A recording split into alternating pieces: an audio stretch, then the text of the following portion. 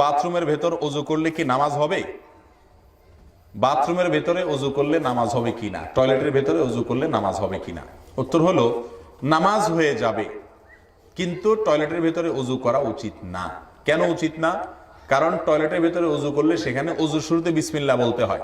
ওযুর একটা গুরুত্বপূর্ণ সুন্নত হলো শুরুতে কি বলা? বিসমিল্লাহ বলা। আর টয়লেটে অপবিত্র জায়গায়, নোংরা জায়গায় আল্লাহর জিকির মুখে করা নিষেধ, মাকরুহ। সেই জন্য টয়লেটে যদি ওযু করেন, হয় বিসমিল্লাহ বলবেন না, আর না হয় বলবেন। যদি বলেন তাহলে টয়লেটে বিসমিল্লাহ বলে একটা খারাপ কাজ করলেন। আর যদি আপনি বিসমিল্লাহ না বলেন তাহলে ওযুটা অপূর্ণাঙ্গ থেকে গেল, আপনি বিসমিল্লাহ বললেন না। এই জন্য টয়লেটের ভিতরে ওযু করা উচিত না। ওযু কোথায় করবেন? বাহিরে বেসিনে করবেন, বাহিরে টেপে করবেন। পাও ধোয়ার সময় ভিতরে যায় শুধু টয়লেটে ধুয়ে আসবেন।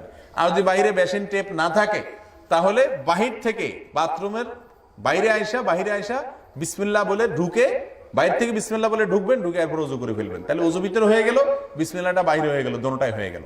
কথা কি বুঝাইতে পারছি?